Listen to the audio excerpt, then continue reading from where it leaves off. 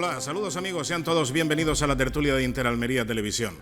Hoy hay mucha gente que ha mirado al cielo, ayer también, porque ayer salió la luna, todavía no llena del todo, hoy sí ha salido la luna llena, luna plena y pletórica de luz y además de volumen, porque la luz está muy cerca de nosotros. La luna en su viaje alrededor de la Tierra se aproxima muchísimo a nosotros. Y la vemos más grande, la vemos con una belleza rotunda. Por cierto, hablando del firmamento, hablando del espacio, Almería se ha convertido en gran protagonista para la NASA, concretamente para la JPL, porque miren ustedes, cuando hay una misión espacial y hay alguna fotografía como esta que estamos viendo de la Estación Espacial Internacional, se ve ahí una mancha blanca al sureste de la península ibérica, es el mar de plástico. Bueno, pues ahora la JPL, que es un órgano fundamental en la NASA, la que diseña los cohetes que lanzan los satélites y las naves tripuladas, pues ha sacado esta fotografía del mar de plástico. Pero es que la NASA, la propia NASA dice que ha podido observar las diferencias de temperatura gracias a lo que se llama índice de albedo, es la reflexión de la luz del sol en las pantallas de plástico de los invernaderos.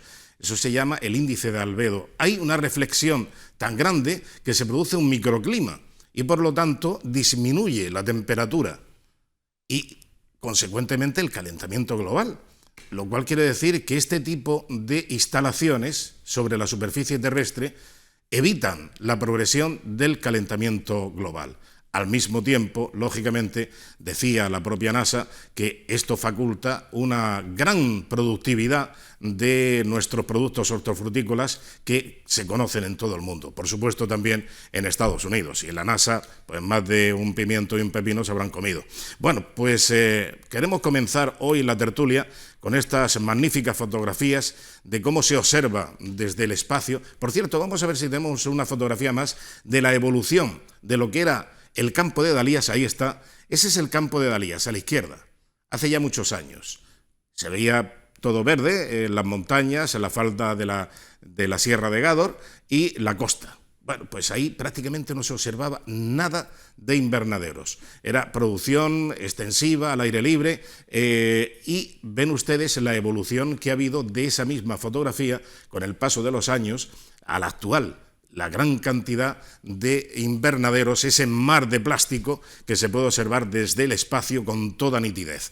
Bueno, pues felicidades, por lo tanto, a todos los hombres y mujeres del campo que han hecho posible que, entre otras cosas, Almería pues saliese del esparto y de la legaña y al mismo tiempo que contribuyan a la ecología, a que Almería sirva de modelo para que el calentamiento global pues pueda tener aplicación en otros puntos del planeta Tierra para evitar esa progresión del calentamiento global, si es que de verdad existe, porque esa es otra, porque hay mucho mantra sobre el calentamiento global y esta crisis climática que dicen que nos atenaza. Vamos a saludar ya a nuestros contertulios. Martín de los Reyes, muy buenas, ¿qué tal, cómo estás? Muy buenas tardes, muy bien. ¿Todo bien? Con ganitas de disfrutar. ¿Te has visto ahí en la verano. foto? En la foto, en el espacio. ¿Estabas mirando para arriba en ese momento? Que estaba levitando. No, los que levitan son otros, después de los resultados electorales. Sí, ya. Es que la cabra tira al monte. O sea, no. Muy bien. Bueno, pero ¿qué te ha parecido la evolución de las fotografías? Hombre, por un lado, yo echo de menos, mi familia viene de materna, de Dalías, y echo de menos los parrales que había antes de los invernaderos, esos paisajes verdes tan bonitos. Ahí estaban los parrales, a la izquierda. A la izquierda. Y actualmente produce este campo una riqueza tremenda, una industria agroalimentaria de primer orden y pues, todos los almerienses estamos muy orgullosos de ella. Probablemente, bueno, el estudio de Pablo Campra, el doctor Pablo Campra, que también ha hecho otro estudio sobre el grafeno en las inyecciones del COVID, es el que ha hecho ese estudio sobre que los invernaderos producen ese efecto de disminución del calentamiento global. Yo creo que los ánimos siguen caldeados, necesitamos más invernaderos. Muy bien, de acuerdo. Jorge Molina, muy buenas. ¿Has visto ya la luna o no? ¿Viste la luna? Sí, y por cierto, te quería, como has empezado como muy didáctico y muy divulgador, pues a ver si me puedes ilustrar. He querido entender que hoy la luna era más grande, pero que era por la posición de la luna o que realmente porque los bolsillos están más vacíos y se ha llenado la luna. No, es que, hombre, cuando sale la luna, es lo mismo que cuando se pone el sol, que parece muy grande, de color anaranjado sobre el horizonte. Sí. Eso es un efecto de la difracción de la atmósfera. Tiene más espesor de atmósfera de por medio, por así decirlo, y entonces lo vemos, actúa como una lente. Y cuando sale la luna, que sale con ese color anaranjado también, pues tiene también, lógicamente, mucha cantidad de atmósfera de la Tierra y la vemos, tiene un efecto de aumento. También hay una cosa, que es que la luna la vemos salir y enseguida la referenciamos con el horizonte y por lo tanto nos parece más grande. En cuanto va subiendo, ya perdemos la referencia con la Tierra y parece más pequeña. Pero bueno, de todas maneras la luna está más cerca hoy en 50.000 kilómetros, que no es nada. O sea, ¿Qué indocumentado soy? Yo pensaba, la luna se ha puesto más llena porque los bolsillos están más vacíos. A mí me ha encantado la introducción que ha hecho, porque aparte como muy romántica, muy bucólica y muy bonita, pero me he puesto un poco nervioso cuando ha hablado de la luz de la luna. Digo, igual no le han subido el precio también. La luz de la luna, no me extrañaría, oye, no me extrañaría que la subiera también. Ya le pusimos un impuesto al sol. Sí. ¿No os acordáis del impuesto al sol? Sí, o sea, somos capaces de cualquier cosa. Oye, y los chinos querían colonizar la luna, y más de uno por ahí está vendiendo no sabemos en internet por dónde van los chinos, parcelas en la luna. En este momento, hay mucho en lo geopolítico y lo geoestratégico no sabemos por dónde van los chinos. En fin. Bueno, la noticia importante de hoy para Andalucía es que se ha constituido ya el Parlamento de Andalucía. El Parlamento ha quedado ya constituido, ahora veremos una anécdota, pero vamos a ver algunas imágenes de esa constitución del Parlamento, que por cierto, hay una noticia, y es que el Partido Socialista ha echado prácticamente a patadas a Izquierda Unida y a Podemos, porque tenía dos vocalías en el Parlamento, podía ceder una, gentilmente, a la extrema izquierda, a Podemos y a Izquierda Unida, que tanta ayuda están recibiendo para sustentar a Pedro Sánchez en el gobierno. Sin embargo, pues no han tenido esa generosidad y se han quedado con los dos escaños, las dos vocalías para el Partido Socialista, Izquierda Unida y Podemos, a la calle. Ya no tienen nada que hacer. Yo creo que eso puede ser el preludio de que a nivel nacional puede haber que se quiebre ese pacto que hay entre el PSOE y la izquierda, y por lo tanto puede ser que huela adelanto de elecciones, ¿no? Bueno, eso me parece eso es más un deseo tuyo. Exactamente, eso iba a decir, eso es muy aventurado y es más un deseo que tal. Pero sí es la política que eso todavía no ha entendido el centro derecha. O sea, esa es la política de la izquierda. Es decir, la izquierda no da nada a cambio de nada. Y se refleja en todas las cosas, en las importantes y en las secundarias. Y lo de la mesa del Parlamento no deja de ser un tema secundario, ¿no? Pero no cede ni un ápice. Eso tendría que aprenderlo el centro derecha, porque de alguna manera cuando le toca gobernar, cuando le toca gestionar, que es siempre se olvida de que no hay que dar tregua. Bueno, por cierto que Vox tiene su vicepresidencia del Parlamento de Andalucía. Lo ha conseguido ahí para darle pluralidad, etcétera, pues etcétera. Sí, yo creo que eso es digno de encomio por parte del gobierno actual de la Junta de Andalucía, de abrir a las fuerzas más representativas del arco parlamentario andaluz, y se ha dado voz a través de Mercedes Rodríguez Tamayo, que ha sido incluida dentro de la mesa del Parlamento de Andalucía, y entiendo que es una buena decisión que se ha tomado y un buen logro conseguido por Vox.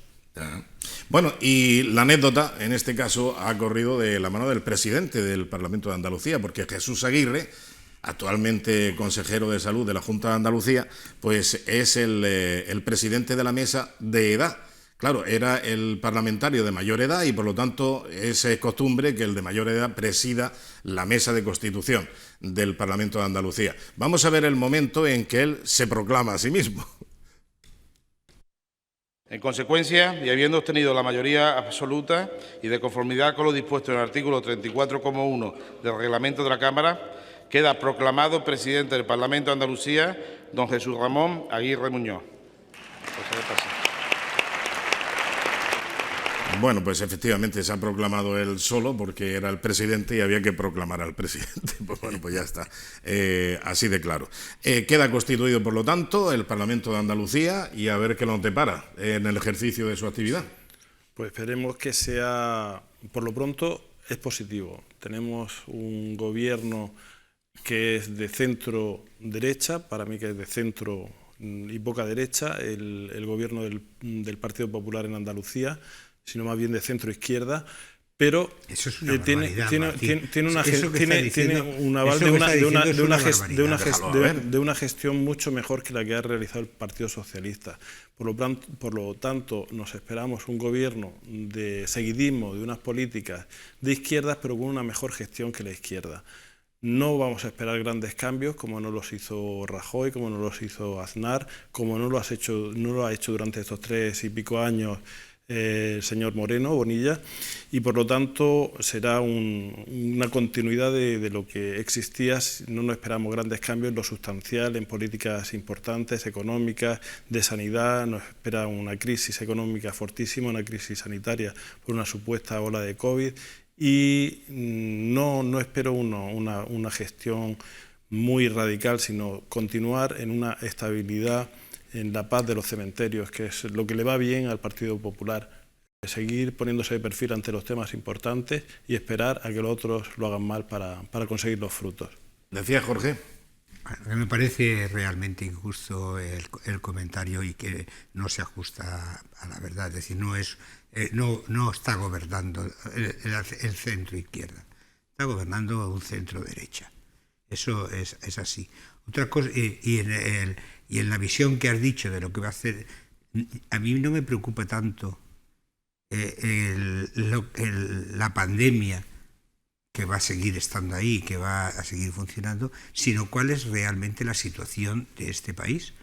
Es decir, un 120, según para algunos, un 130 de deuda sobre el PIB, el 130% de deuda sobre el PIB, una inflación galopante en la que ya algunos países empiezan a recortarla, aunque eso, es decir, estamos en el mes pasado en el 10,2, pero hay otros varios países de nuestro entorno, hay otros que están todavía peor, que están en unas cifras muy similares, pero realmente eso es una amenaza de inflación, ya la tenemos, de que se llegue a la estanflación, y eso sería una crisis muy dura.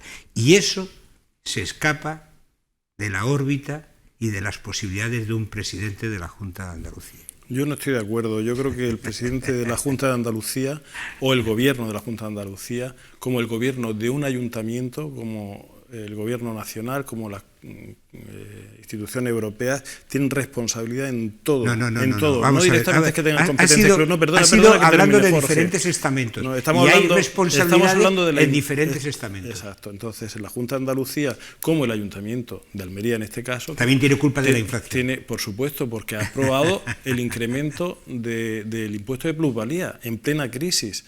O sea, no está bajando impuestos, está gravando más los impuestos que están pagando es un impuesto injusto el de la plusvalía, innecesario, y no es el momento para subir impuestos. Si es el Ayuntamiento de Almería el que puede tener cierta competencia, pues imagínate la Junta de Andalucía, que es gestora por delegación de montones de impuestos. Entonces tiene muchísima competencia, tanto en los temas de competencia nacional, que se ha achacado durante la campaña que no tienen competencia en temas de seguridad, en temas de inmigración, en temas de agua. Tiene competencias, no tiene las competencias exclusivas y generales, pero sí tiene mucha capacidad de acción. Entonces no se puede poner un gobierno de Andalucía de perfil diciendo que no tiene competencias para no hacer nada, para seguir sin hacer nada en los temas importantes que afectan a todos. Estamos haciendo un futurible, y realmente vamos y para eso precisamente es una de las funciones que tiene esta mesa, de ir viendo día a día lo que se va haciendo para hacer el análisis crítico o muy crítico en unos casos. Y no es un gobierno nuevo el de la Junta de Andalucía, ya lleva una trayectoria. Bueno, pues en esa trayectoria que ha sido en plena pandemia del COVID, plena pandemia que con Jesús Aguirre precisamente ha puesto en el disparadero, ha puesto al borde de la desaparición a montones de empresas, forzándolas a cerrar, exigiendo pasaportes COVID, intentando, como ha hecho Feijóo, poner la vacuna obligatoria, que se ha demostrado que tiene unos grandes efectos secundarios y adversos. Y entonces esa gestión nefasta de la pandemia por parte de la Junta de Andalucía durante el gobierno de Moreno Bonilla ha sido nefasta económicamente, socialmente. Ha sido nefasta, ha sido pésima. Dentro del contexto nacional, el tema de la pandemia ha sido muy duro para todas las comunidades autónomas, para todas. Y después lo que se ha hecho bien ha sido la vacunación. Es decir, somos un país que eso lo hemos hecho bien, como país. Es decir, aquí se han puesto 90 millones de vacunas. Es decir, que... ¿Y cómo sigue todavía la pandemia con tanta vacunación? ¿Por qué sigue la pandemia? Pues mira, yo siempre lo digo en plan de coña entre amigos. Hoy lo voy a decir a tele. Pues porque los que han inventado el virus lo han hecho muy bien. Han inventado un virus que mata poco, pero contamina mucho y acojona. Y además a los que mata son a los no productivos. Entonces, es decir, jubilados que tienen otras enfermedades y tal. Y encima resulta que Pfizer, que se tuvo en la época de Obama, se fue a Wuhan porque se prohibió la investigación en virus en humanos en Estados Unidos, se fue al laboratorio de Wuhan. Cuando Trump levanta parcialmente la prohibición para que solamente se pudiera investigar a efectos militares, Pfizer se va, a los pocos meses sale la vacuna, a los pocos meses sale del ¿cuál era el animal? Es el pangolín, y una vacuna que se suele tardar años en sacarla, estaba en menos de un año estaba sacada, y qué casualidad, todas las vacunas que se sacan se salen al mismo tiempo. Por tanto, yo no me creo absolutamente nada. Estoy muy contento. Pero la vacuna lo que hace es que ha reducido la mortandad enormemente, pero no quiere decir que la haya eliminado. Y tendremos que convivir posiblemente se ha utilizado muchos años. La pandemia para limitar los derechos, tanto políticos, eso ya, cerrando el Parlamento. Esa es otra guerra, guerra. Lo del Parlamento es verdad, y en plena guerra no se han cerrado parlamentos. Es decir, estamos viendo con la guerra de Ucrania cómo determinados están funcionando. Y en cambio aquí se ha hecho, y por eso se ha declarado inconstitucional. Se han limitado los derechos a expresarse, a salir a la calle, a poder ejercer tu libertad de movimiento, el poder visitar a tus padres, el poder ir a ver a tus padres en la residencia de ancianos, a dejarlos morir solos. O sea, se ha utilizado la pandemia con fines de limitar los derechos fundamentales de las personas. Pero menos mal que según Pedro Sánchez no ha habido confinamiento. No ha habido confinamiento. No ha habido confinamiento o sí ha habido confinamiento. ¿No le puedes achacar la culpa al Partido Popular? ¿Cómo que no? El Partido Popular se han delegado, perdona. Pedro Sánchez se quitó la patata caliente de la pandemia y se la endosó a las comunidades autónomas. La cogobernanza famosa. Pues yo te voy a decir una cosa. La cogobernanza a mí me encantaría de otra manera, pero me encantaría precisamente, y parece mentira que tú digas eso. Feijóo y Bonilla hicieron una gestión nefasta de la pandemia, mientras que otra del Partido Popular, para que no veas que soy partidista, lo hizo genial en Madrid. Le echó dos pantalones, cosa que le falta a Feijóo y que le falta a Moreno Bonilla. Vos propugna la desaparición de las autonomías. No es que propugna la desaparición de las autonomías.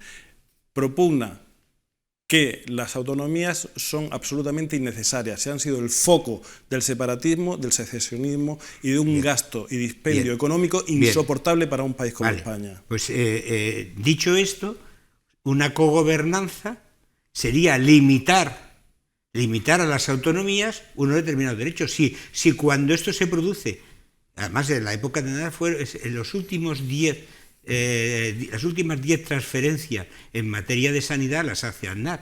Es decir, y claro, el Ministerio de Sanidad se quedó absolutamente hueco. Cuando pero en un tema tan importante como fue la pandemia, tenía que haberse centralizado. Cuando llega esta pandemia... Y no hacer que todos robaran con las mascarillas. Cuando llega esta pandemia, el Ministerio de Sanidad estaba en unas condiciones absolutamente paupérrimas, no tenía técnico ni tenía para poder afrontar determinadas cosas. Posiblemente si se hubiera hecho un tema bien organizado a priori de cogobernanza, habría determinados temas que se gestionarían a nivel nacional. Bueno, pero ¿no os parece que ahora volver sobre la gestión es que viene de nuevo otra pandemia, del COVID y todo aquello, y de las mentiras y de las manipulaciones, de los fracasos o de los éxitos? A mí ya me aburre, sí. En fin, bueno, parece que todavía no ha desaparecido la pandemia, evidentemente, y van saliendo nuevas variedades de los bichos, etcétera, etcétera. Si esto es impredecible. Va mutando o según tú lo van sacando. Van sacando venga, bichos por aquí, bichos por allí. Pero en fin, que es un asunto serio y complejo. Sí. Y claro, no se puede bromear con esto, pero evidentemente volver a la anterior gestión, que de pe a pa ha sido para olvidar. No, para meter en la cárcel a todos los responsables. A más de uno, desde luego que sí. Pero me gustaría, porque habéis mencionado, y en ese momento han saltado chispas cuando decía Martín lo de que ha gobernado el centro izquierda. Yo creo que habría que... En Andalucía. Sí, en Andalucía, que tú has saltado enseguida. ¿Cómo de izquierda? En absoluto. Habría que evitar... las etiquetas. Esas etiquetas mal colocadas. Simplistas. Y muy mal colocadas. Porque, por ejemplo, yo creo que lo que ha gobernado en Andalucía ha sido un centro progresista. Un centro progresista. Yo creo que es el momento de arrebatar a quien no es progresista, es decir, a los socialistas y a los comunistas, que tanto emplean aquello del progreso y el progresismo, es el momento de arrebatarles con datos y arrebatarles esa etiqueta. Esa etiqueta no les pega para nada. La izquierda y la extrema izquierda no son progresistas. La izquierda y la extrema izquierda nos conducen a la ruina, a la separación de la sociedad, a la discrepancia, al encabritamiento de unos y otros, a tenernos siempre preocupados, con incertidumbre y sobre todo llevarnos, insisto, a la ruina. Porque es que el socialismo sistemáticamente, y esto es la praxis, que es incontestable, nos ha llevado a la ruina para que después lo haya recuperado el progresismo del centro.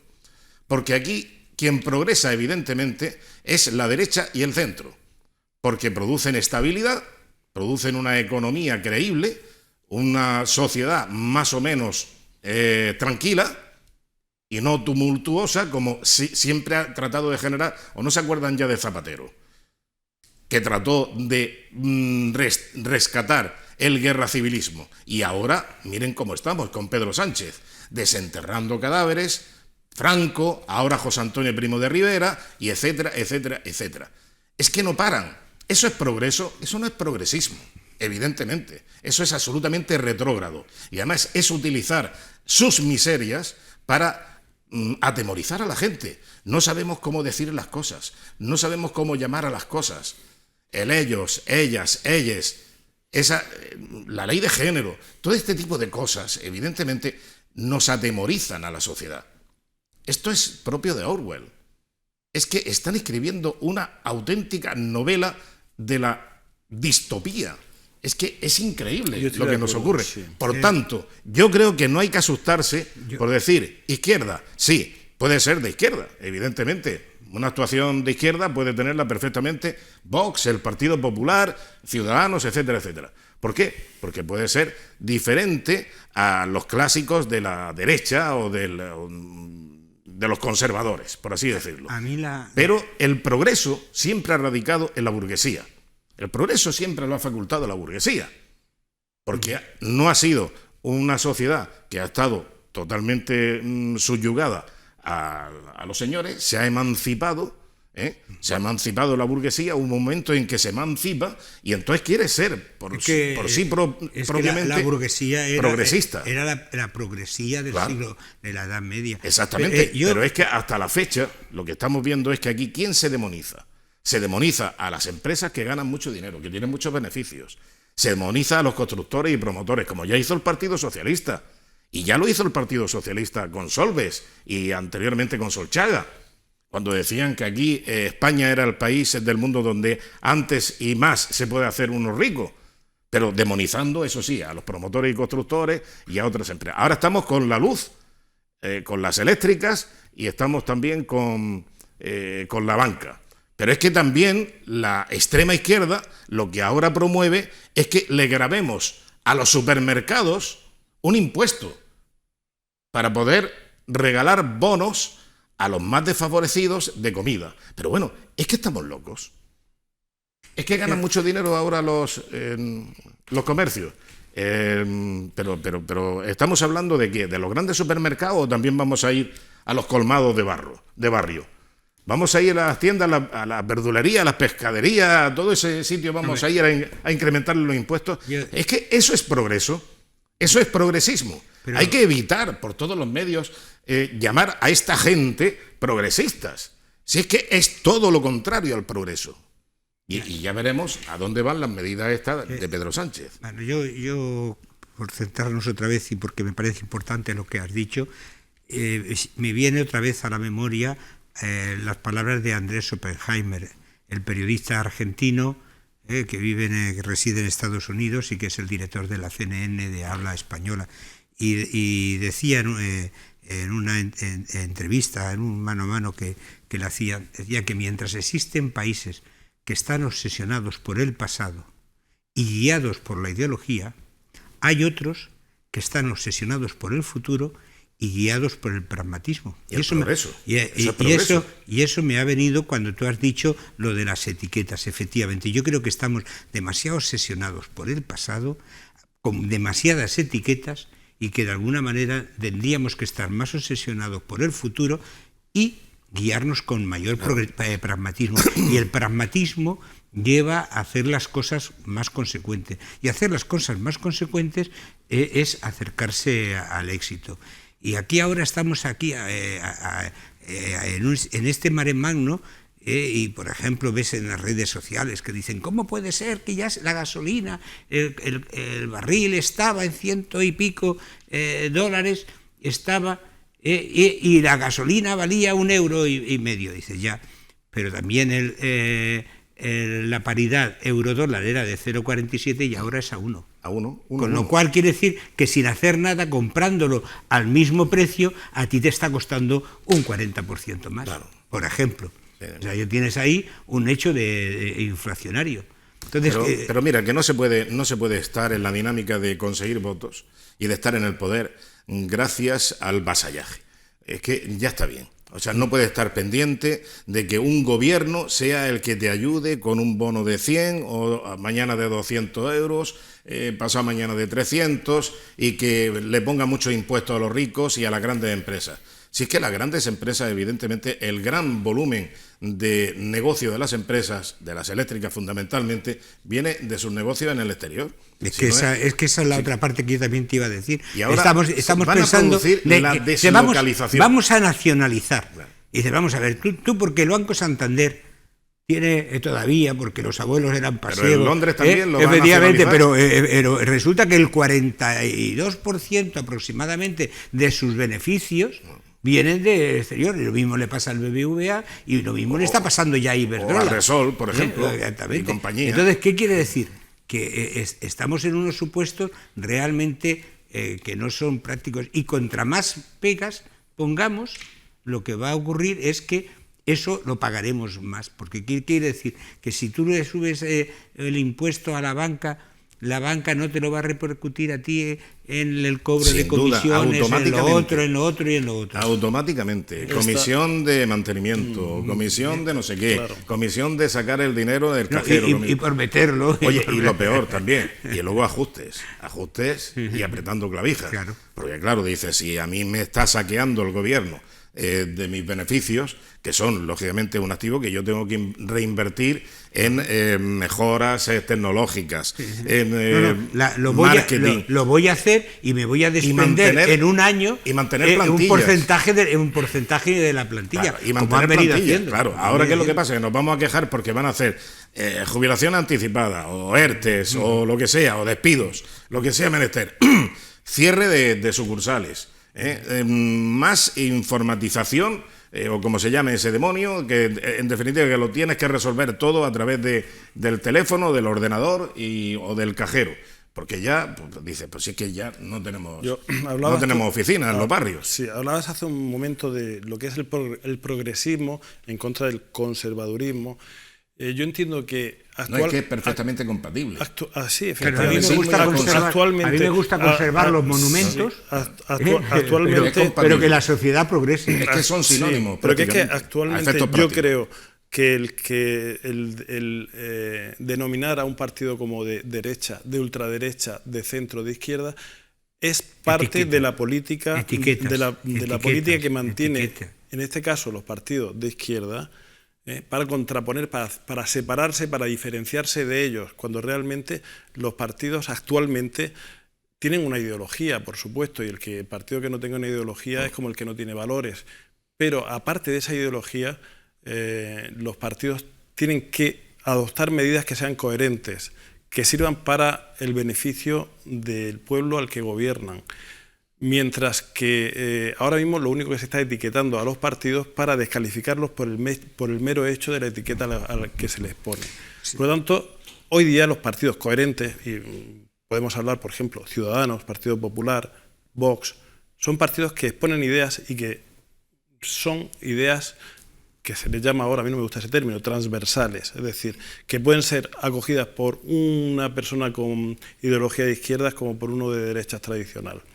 Por lo tanto, hay que huir de esos términos, es decir, todo lo que sea progresista o todo lo que sea de izquierda es bueno y todo lo que sea de derechas es malo y retrógrado. Y hay otra cosa también, que es que los partidos que sean etiquetados como partidos de izquierda no pueden hacer que los de derechas tradicionales adopten su ideología para decir somos tan modernos como vosotros y seguimos apoyando el feminismo radical, la discriminación del hombre, negar el derecho a la vida del naciturus o cosas así por decir soy tan progre, tan guay, tan moderno como tú. No, yo creo que no se debe uno igualar en lo malo, sino diferenciarse, seguir teniendo tu ideología y no decir, que es lo que yo creo que le está pasando sinceramente al Partido Popular, que intenta, para no confrontar con los votantes de izquierda, seguir la ideología de izquierda, y por eso digo que son partidos de centro-izquierda, porque no mantienen los valores que debe tener un partido tenemos que ir a publicidad, pero es que sobre esto de la ideología también, a mí me parece que sobra que nos gobierne la ideología. Es que la ideología que nos gobierna en un momento determinado puede ser bastante nefasta, ¿eh? Y entonces aquí lo que sobra es la ideología y lo que falta más es honradez y eficacia. Entonces, y sobre todo apartarse y no estorbar. O sea, simplemente con que el gobierno se dedique a no poner trabas. A no poner trabas y a no estorbar. Que no estorbe. Cuando no se habla del gobierno es bueno. Sí, exactamente. Cuando no se habla es como los árbitros buenos. Efectivamente. El que no se ha hecho notar, no tiene nada que decir del árbitro. Pues ha hecho un arbitraje perfecto, maravilloso. El que es polémico, evidentemente, es que ha hecho un desastre de arbitraje. Bueno, pues que no molesten, que no estorben, que no se metan en mi vida, que no se metan en mi familia, que no se metan en mi dormitorio, que no se metan en el colegio de mi hijo, que no se metan, de eso ya me encargo yo, claro. de la educación de mi familia, de cómo tiene que vivir mi familia, de las creencias de mi familia, de que sea la consejería de enseñanza, no educación, porque la educación es de la familia, la enseñanza es de la consejería de enseñanza. Ya, pero bueno, que no se metan ideológicamente. Efectivamente, en esos temas, por supuesto. Que haya verdad, que haya simpleza. Pero piensa que la educación precisamente es el objetivo número uno de los gobiernos ideológicamente negativos y nefastos, porque tratando de educar a los hijos tienen futuros adeptos y votantes, ¿no? Claro, lo único que tienen que hacer, insisto, no estorbar y cuidar precisamente del bienestar de la población. Es decir, que no tengamos sobresaltos porque no tenemos un plan estratégico a nivel energético. Bueno, aquí es que ideológicamente las centrales nucleares son malas y ahora no tenemos gas, no tenemos carbón, no tenemos nada. ¿Y qué es lo que pasa? Europa, ¿Y ahora de dónde tiramos? Europa dice que ya son verdes y nosotros seguimos diciendo exactamente, que no. La nuclear y el gas son verdes. Bueno, pues España somos tan cojonudos que decimos que no. Cuando la emisión de CO2 en toda la Unión Europea es del 7,6, mientras que los grandes creadores de CO2 es Rusia, China, Claro, no por ese orden, India y Estados Unidos. Pero es que el gobierno, el Estado, lo que tiene que hacer es cosas allá donde no pueda llegar la iniciativa privada. Sí, esa es su función. Y precaver la estabilidad del país. Yo no puedo hacer una central hidrológica, no puedo hacer una central nuclear, por muy empresario que sea. No puedo. Eso lo tiene que hacer el gobierno. Y no puedo hacer autopistas que vayan desde Madrid hasta Barcelona. No. Ni puedo traer un AVE a Almería. Yo no lo puedo hacer. Ni tú lo tiene tampoco, que hacer ni el lo- gobierno. ni el Ni gobierno tampoco. tampoco lo hace. Eso lo tiene que hacer el gobierno. Tiene que precaver dónde están las zonas de negocio, de proyección, las zonas deprimidas que habría que potenciar, dónde hay que instalar estas industrias, cuál es el sitio idóneo, etcétera, etcétera. Todo este tipo de cosas las tiene que hacer el gobierno. No molestar a las empresas que están produciendo, que están contratando, que están manteniendo muchas nóminas y que están generando beneficios. Que para eso se monta una empresa, para generar beneficios. Eso no es ningún pecado. No, Bueno, todo lo contrario. Todo lo contrario. Pero bueno, Siempre Creo limitando que es las una virtud. posiciones. en eso está este gobierno, en fastidiar, Bueno, en pero este entorpecer, gobierno a meterse las narices donde no le llaman, etcétera, etcétera. Este gobierno se ha inventado ahora a última hora un enemigo para hacerse, digamos, se están podemizando, metiéndose contra los grandes empresarios, El contra del las puro grandes y la levita. del puro, sí, y buscando. Lo mismo que buscando- Franco. Franco Bueno, ya lo hizo con el todo contubernio eso, judeo-masónico. judeo-masónico. Pero Sí.